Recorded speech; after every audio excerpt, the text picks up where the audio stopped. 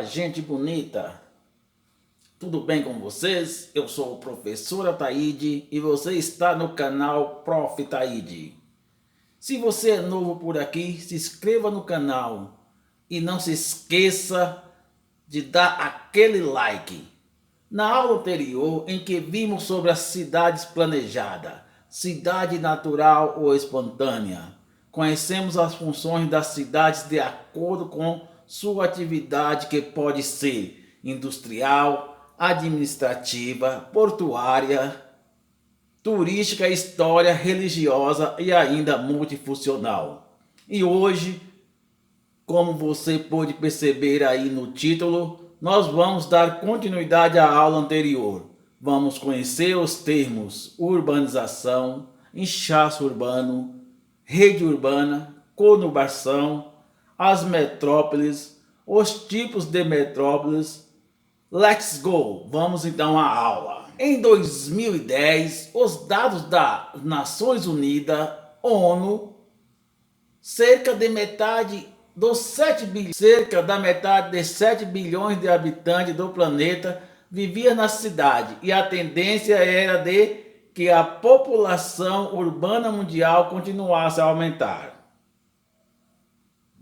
A urbanização, processo de crescimento da população em relação à população do campo, ocorreu de maneira mais acelerada nos países mais desenvolvidos.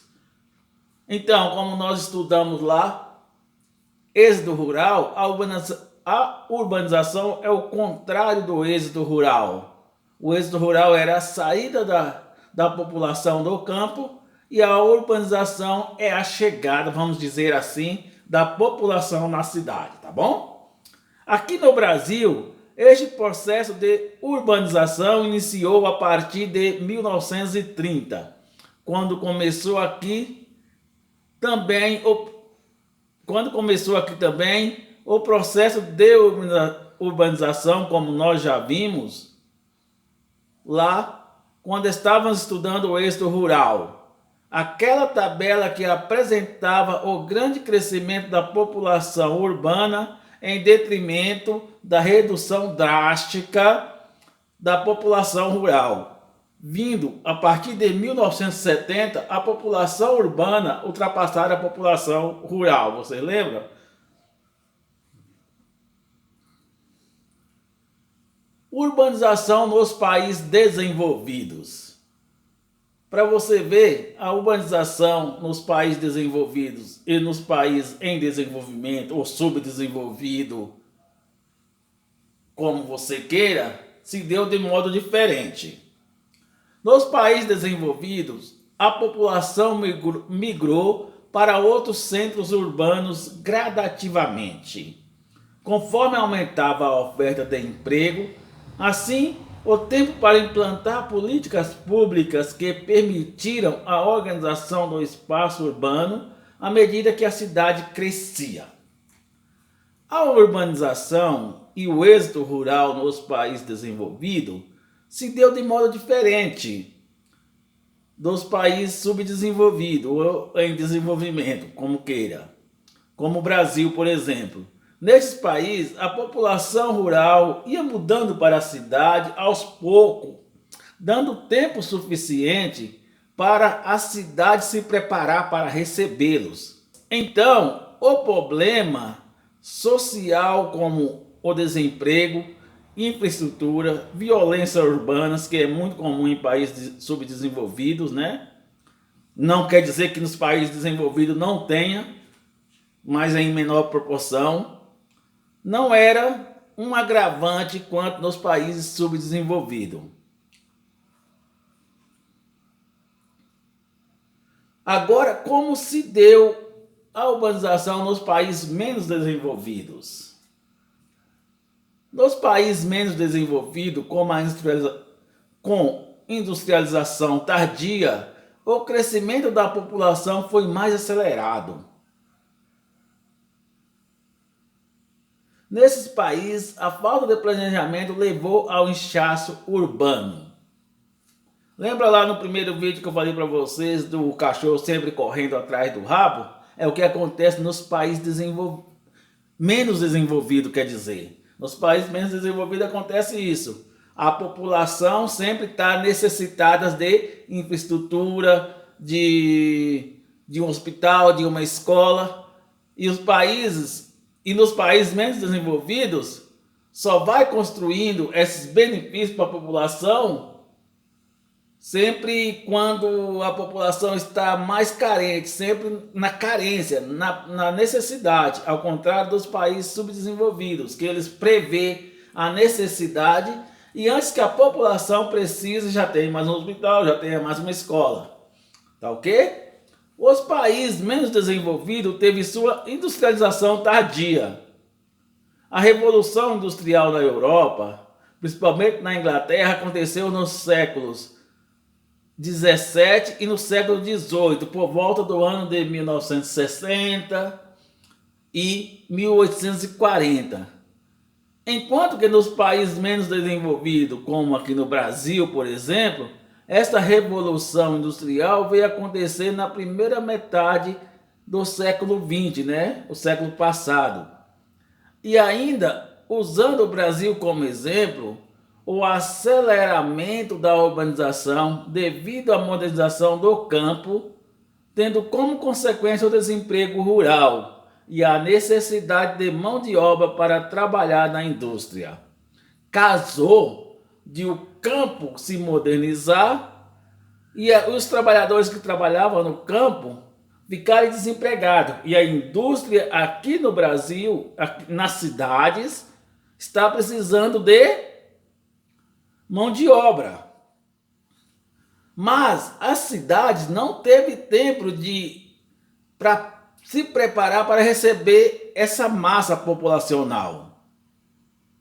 Então, a falta de planejamento da cidade levou ao fenômeno que chamamos de inchaço urbano, que vamos ver agora no próximo slide.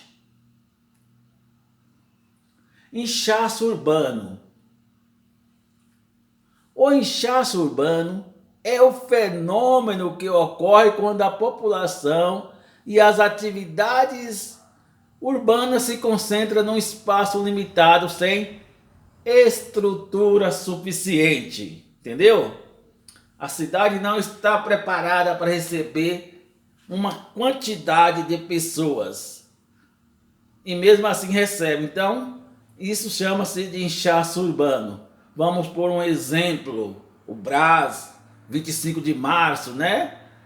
Ali é um inchaço urbano. A cidade não está preparada para receber aquele montante de pessoas. Tá ok?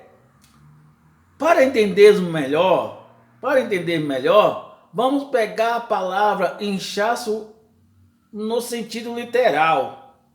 Quando estamos com alguma parte do nosso corpo inchado, este local se apresenta uma anormalidade que aumenta o tamanho do órgão afetado, além do tamanho normal. O mesmo podemos dizer do inchaço urbano. Refere-se a uma região que está acima da sua capacidade populacional. Falei bem. Lembra lá quando estudamos a densidade demográfica, que é a quantidade de pessoas por quilômetros quadrados ou por metro quadrado? Exemplo, a capacidade máxima de pessoas, como vimos lá, por metro quadrado é de 4 pessoas. E se a capacidade máxima por metro quadrado é de 4 pessoas, então a capacidade máxima por quilômetro quadrado seria de quantas pessoas? 4.000 pessoas. E se, por exemplo, em alguma região temos mais de 4.000 pessoas por quilômetros quadrados, podemos dizer que é um exemplo de inchaço urbano. Por exemplo, existe região lá no centro de São Paulo, devido às moradias verticais, né, os prédios, condomínios, se todas as pessoas descessem para a rua não suportava tantas pessoas, né? Então aí é um exemplo de inchaço urbano. Ficou claro, pessoal? Agora nós vamos ver quais são as consequências do inchaço urbano. As consequências desse processo são, o emprego, né? Porque no inchaço urbano acontece desemprego, moradia, Tanto é que depois, com a urbanização, começou a surgir o quê? As favelas, né? Que hoje é chamado de comunidades, né? Devido à crise de moradias, que até hoje temos vários problemas, né? De pessoas em situações de rua, pessoas morando em lugares perigosos, né? Beiras de rios, saneamento básicos, né? Nas favelas, por exemplo, você não tem esgoto tratado. Saúde e transporte. Os transportes, né? Os ônibus que parecem uma sardinha, os trens. Então tudo isso é consequência de quê? Do inchaço urbano, da falta de planejamento. Rede urbana.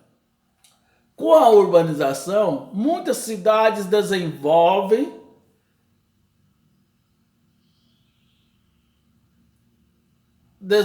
relações de interdependência, formando uma extensa rede urbana. Essas relações, mantidas pela circulação de pessoas, de mercadorias e de informações entre as cidades, estabelece uma hierarquia urbana, ou seja, dentro da rede urbana existem cidades que, por causa do seu tamanho, capacidade populacional ou desenvolvimento econômico e tecnológico, exercem influência sobre outras pessoas. Então, estabelece hierarquia, quer dizer, manda.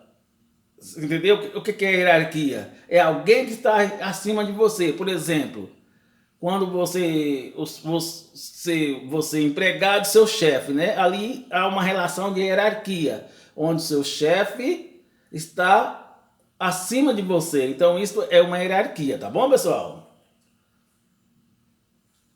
Aqui na nossa região, qual a cidade que exerce influência, apesar da nossa cidade Guarulhos ser muito grande?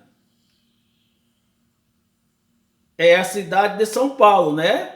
A região que estabelece essa hierarquia urbana aqui na região, na Grande São Paulo. Ou seja, a principal cidade da nossa região que exerce influência sobre as outras cidades é a cidade de São Paulo. Se você não nasceu aqui em Guarulhos, por exemplo, a sua cidade natal é a principal cidade da sua região? É a cidade que exerce hierarquia? Ou não? É fácil, se sua cidade é autossuficiente para a demanda da sua população, ou se ainda atende demanda de outras cidades circunvizinhas, então ela é uma metrópole regional. Mas isso é assunto para os próximos slides, quando nós vamos falar de metrópole regional, tá bom, pessoal? Então vamos lá para a próxima. A conurbação. Você já viu falar nesse palavrão? Conurbação. Então vamos conhecer o que é isso, conurbação. À medida que o número de habitantes aumenta, a área urbana dos municípios cresce. Assim, as áreas rurais são transformadas em loteamentos urbanos. Esse crescimento é denominado expansão da mancha urbana. Quando há uma expansão expressiva da mancha urbana de 2 ou mais municípios, pode ocorrer uma conurbação. Ou seja, as áreas urbanas desses municípios se unem fisicamente. Então, conurbação para vocês aqui é fácil de entender, né? Para nós que moramos aqui na Grande São Paulo. Quando estudamos a diferença de município e cidade, dei o exemplo daqui de Guarulhos, que a cidade cresceu tanto que ocupou todo o espaço do município. E a conurbação é isso aí. Desculpa. Aí todas as cidades de uma região crescem tanto que se unem umas às outras, como aqui na Grande São Paulo, que se não for pelas placas de identificação que está escrito município de Guarulhos, do outro lado município de Itaquaquecetuba, por exemplo, não sabemos por onde Não sabemos onde acaba um município e onde termina outro. Não sabemos onde acaba, por exemplo, o município de Guarulhos e onde começa o município de São Paulo, se não tivermos atentos às placas. Onde acaba o município de Guarulhos, onde começa o município de Itaquaquecetuba, né, que são todas cidades vizinhas de Guarulhos, que eu estou falando. Nós também estudamos lá atrás, lembra? Onde acaba o município de Guarulhos, onde começa o município de Itaquá. Enfim, podemos cortar a grande São Paulo de norte a sul ou de leste a oeste como se fosse uma única cidade. Nós saímos, por exemplo, de Suzano, entramos em Poá, cidade. Saímos de Poá, entramos em Ferraz. Saímos de Ferraz, entramos em Guaraná, que já é São Paulo. Cortamos, saímos de São Paulo, entramos em Jandira. E vamos aí, né? A Grande São Paulo, cortamos a Grande São Paulo toda, de leste a oeste. Cidade de cabo a rabo. Tá bom? Então isso é chamado de conurbação. Diferente do interior, que nós entramos, por exemplo, que nós vamos lá na cidadezinha lá de Minas Gerais, Espinosa, minha cidade, por exemplo. Saímos da minha cidadezinha Espinosa, rodamos um bom tempo para chegar na cidade de Monte Azul, que é a cidade mais próxima que existe, né? Rodamos aí 80, 100 quilômetros de zona rural, de mata, de área rural, para chegar em outra cidade. Ao contrário aqui, né? As cidades todas se uniram. Então isso aí chama de conurbação, tá bom? Agora vamos conhecer o termo metrópolis, né? Acredito que você já tenha ouvido falar de metrópolis, mas possa não saber definir direito. Então, o que são metrópoles? São cidades dotadas de uma rede de serviços mais diversificadas e desenvolvidas, que ocupa o papel de destaque na hierarquia urbana, exercendo influência sobre a sua região ou país. Nós falamos lá atrás, né, que São Paulo, por exemplo, São Paulo, na região aqui da grande São Paulo, quem exerce essa influência, quem é a metrópole, é São Paulo. Na verdade, as cidades que destacam com mais importância de uma região ou país, ou do mundo, dependendo do tipo de metrópole que estamos falando, e no próximo slide nós vamos conhecer a classificação das metrópoles, tá bom? Então vamos lá, ao slide. Ao próximo slide. Nas metrópoles, as grandes aglomerações urbanas e concentração de atividades industriais, serviços e comércios.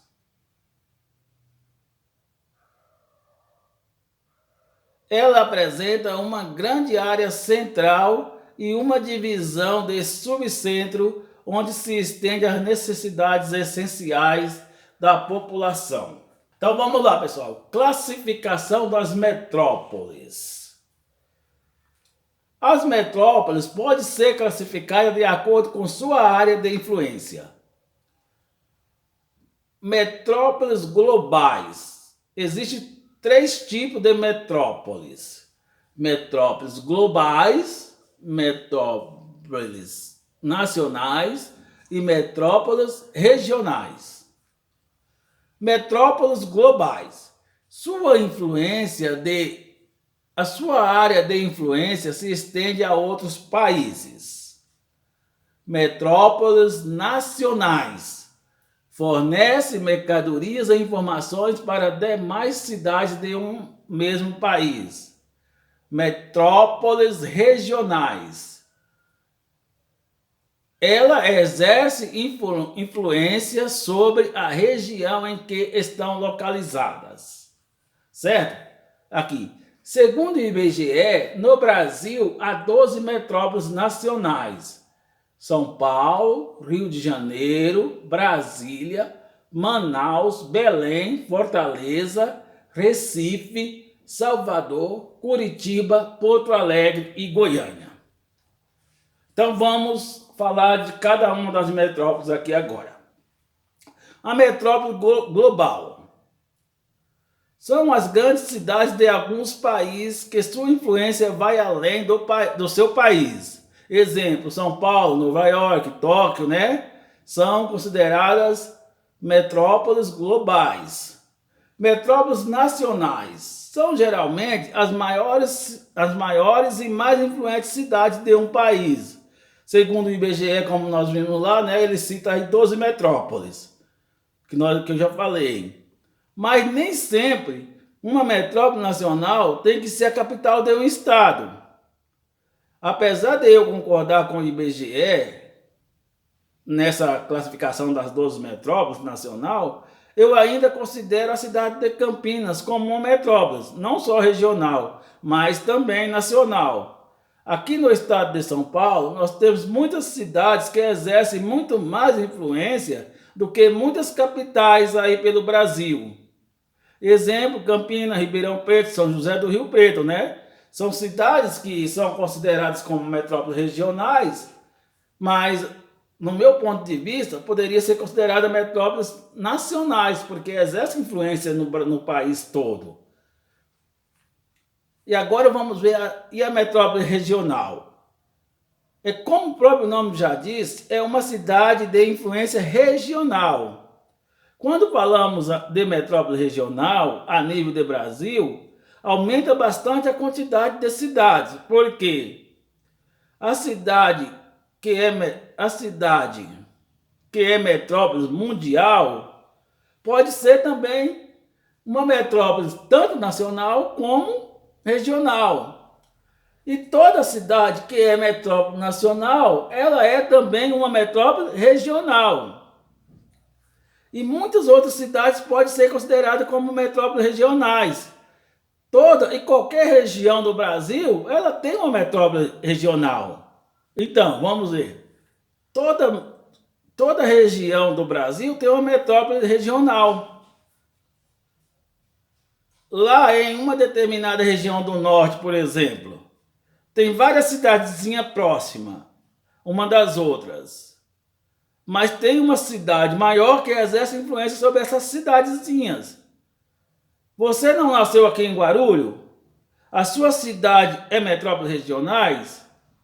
Se não, qual é a metrópole regional da sua cidade?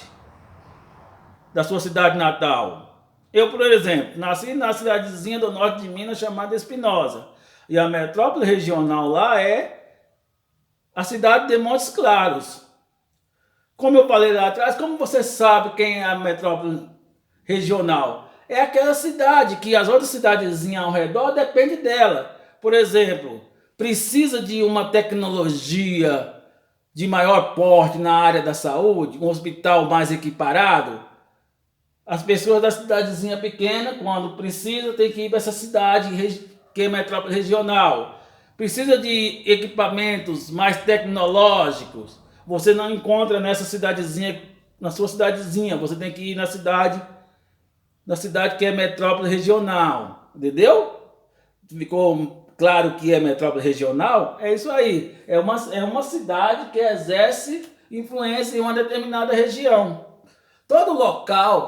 Qualquer local do Brasil, ele tem uma metrópole regional. Tá bom? Você pode analisar, qualquer cidade que você for, tem a metrópole regional, tem a cidadezinha pequena ali e tem a cidade maior. Por exemplo, Ribeirão Preto. Ribeirão Preto é a metrópole regional ali da região. Ali tem Sertãozinho, tem Franca, né? São cidades grandes, mas o Ribeirão Preto é a metrópole regional. Tá bom? Então agora vamos para explicar as atividades que eu enviei para vocês. É a atividade contínua número 4. A questão 1. Indique as vantagens e inconvenientes de viver na cidade. Isso é uma resposta pessoal. Você sabe muito bem qual é a vantagem que você tem de viver na cidade. Qual é a desvantagem, se você acha que tem desvantagem de viver na cidade. Se não acha, você vai lá. Por exemplo, quem nasceu aqui na cidade, nasceu e cresceu na cidade, talvez ele não vai perceber se existe um inconveniente de viver na cidade, né? Mas quem morou, por exemplo, na zona rural, ele sabe os inconvenientes que existem em viver na cidade. Então você vai colocar a vantagem e a desvantagem, tá bom? Qual é a relação entre o crescimento da população urbana e o agravamento dos problemas sociais? O que esse crescimento, lembra lá que eu falei do inchaço urbano? O que é esse crescimento? O inchaço urbano, qual é a relação do inchaço urbano e o agravamento dos problemas sociais? Quais são os problemas sociais? Nós falamos lá, né? Desempregos, questão de infraestrutura, saneamento básico, né? Qual é essa relação? A população cresce e o que acontece com os problemas sociais? Tá bom? Questão 3. Quais são os principais problemas enfrentados pela cidade que você vive? Isso aí é uma resposta também que você, pessoal, né? No seu dia a dia você sabe. Você anda para cima e para baixo na sua cidade e você vê quais são os problemas que a sua cidade enfrenta. Então você vai aí dissertar aí para nós na questão 3, tá bom? A questão 4. O problema da Chade abaixo, o problema da Chade abaixo é muito comum nos grandes centros. Será que o problema é esse? Olha aqui, a Chade aí. Um montoado de carros, né? Um em cima do outro. Um pouco de exagero, né? Mas quer dizer o quê? De que problema se trata, né? A gente que mora na cidade grande, a gente sabe muito bem, né? Em sua opinião, a quem compete a resolução desse problema? O que a população em geral pode fazer para colaborar? Então, aqui você vai responder. De que problema se trata? Qual a solução desse problema? Ó, tá passando o vendedor de bambu para varal aí, ó. Gravar em casa é problema por causa disso aí. É o carro do ovo, é o vendedor de bambu. É isso aí, né, gente? Mas vamos lá. Então, em sua opinião, o que fazer para resolver esse problema que estamos vendo aqui, né? Que eu não posso falar, senão eu dou a resposta da letra A. Agora, pessoal, se vocês não receberam aí ainda pela escola, eu vou mandar no grupo o vídeo dos saberes em casa para vocês assistirem, tá bom? Assista a aula de Natureza e Sociedade dos Saberes em Casa. As questões indígenas na República, o episódio 57. E ao vídeo Índios de São Paulo, pode perder sua terra no Jaraguá. Eu coloquei aqui o endereço, mas vou mandar no grupo também esse vídeo, né? Um pequeno vídeo, acho que 5 minutos, né? E responda as questões. Depois que você assistir esses 2 vídeos, você vai responder essas questões, A e B. Você sabia que existe uma aldeia indígena em Guarulhos? Sabia? E o que você sabe sobre ela? Não sabia? Então você pesquise e responda, né?